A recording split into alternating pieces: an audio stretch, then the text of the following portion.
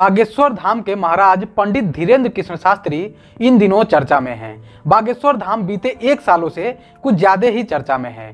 धाम मध्य प्रदेश के छतरपुर में है। आइए आपको बताते हैं इनके बागेश्वर धाम महाराज बनने की कहानी।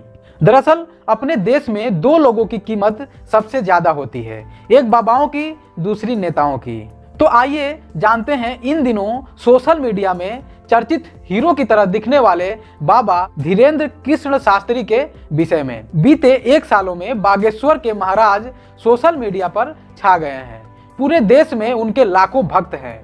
पंडित धीरेन्द्र कृष्ण शास्त्री के कार्यक्रमों में लाखों की भीड़ उमड़ती है। आम लोगों के साथ साथ नेता बाबा के भक्त हैं। बढ़ती प्रसिद्धि के साथ साथ विवादों से रिश्ता भी गहरा हो जाता है।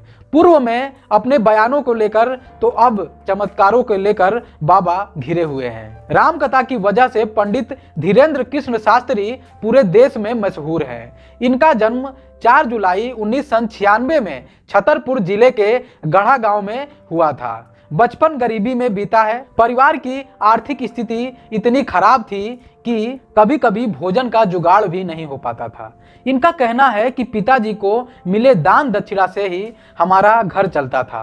पंडित धीरेन्द्र कृष्ण शास्त्री ने कहा था कि हमारे पिताजी हमें पढ़ाई के लिए वृंदावन नहीं भेज पाए क्योंकि उनके पास 1000 रुपए नहीं थे। बागेश्वर धाम महाराज के पिता का नाम कृपाल गर्ग और माता का नाम सरोज गर्ग है। एक छोटा भाई और एक बहन है। इनके दादा भगवान दास गर्ग एक सिद्ध संत थे। निर्मोही अखाड़े से भी उनका संबंध था। आपको बता दें कि पंडित धीरेन्द्र कृष्ण शास्त्री ने ग्रेजुएशन किया है। दरअसल पंडित धीरेन्द्र कृष्ण शास्त्री का परिवार गांव में पंडिताई कर भरण पोषण करता था। परिवार के बंटवारे के बाद यजमान भी बट गए थे। इसके बाद धीरेन्द्र कृष्ण शास्त्री के परिवार के सामने आर्थिक चुनौती ज्यादा आ गई थी। इनकी मां सरोज गर्ग गांव में भैंस का दूध बेचने लगी। उससे होने वाले कमाई से परिवार का खर्च चलने लगा। दरअसल पंडित धीरेन्द्र कृष्ण शास्त्री को लोग गांव में धीरू नाम से बुलाते हैं। कथा वाचने के दौरान ही वह गढ़ गांव स्थित शंकर भगवान के प्राचीन मंदिर को उन्होंने अपना स्थान बनाया। इसे दूर दूर बागेश्वर मंदिर के नाम से इलाके में जाना जाने लगा। 2016 में गांव के लोगों की मदद से यहाँ विशाल यज्ञ का आयोजन किया गया। पंडित धीरेन्द्र कृष्ण शास्त्री ये जान चुके थे कि इस तरीके से छोटे से मंदिर में बैठकर कथा वाचने से हमारा भरण पोषण नहीं हो सकता, हम आगे नहीं बढ़ सकते।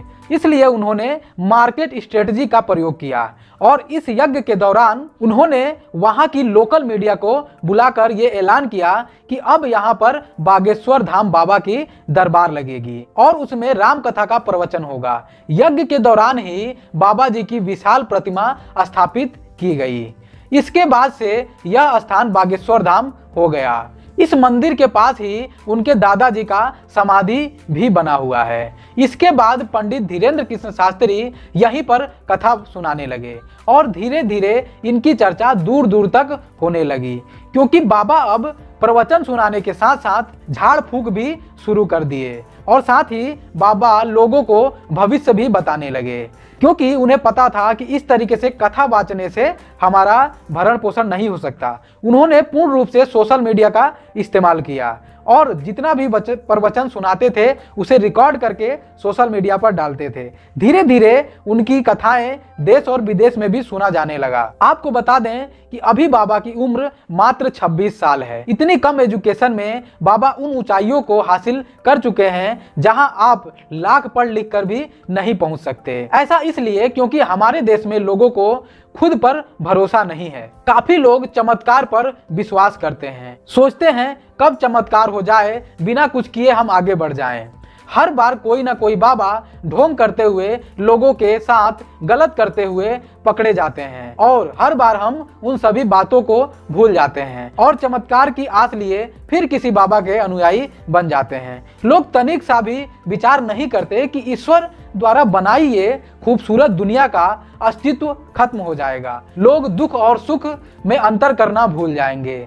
आकस्मिक मौत कभी किसी का नहीं होगा। आप स्वयं विचार करिए कि क्या ईश्वर जिसे हम आप मानते हैं वो अपना अस्तित्व खुद ही समाप्त करेगा। बाकी आपकी क्या राय है बागेश्वर धाम बाबा धीरेन्द्र कृष्ण शास्त्री को लेकर, इनके चमत्कारों को लेकर? क्या आप भी मानते हैं कि अब अपने देश में डॉक्टर, इंजीनियर, नेता, अभिनेता बनने की तरह एक और स्कोप है जिसे हम बाबा कहते हैं? क्या अब देश के युवा इंजीनियर बनने की तरह बाबा बनने की भी तैयारी कर सकते हैं? कमेंट सेक्शन में अपनी राय साझा करें और सब्सक्राइब करें द BOP न्यूज। नमस्कार, जय।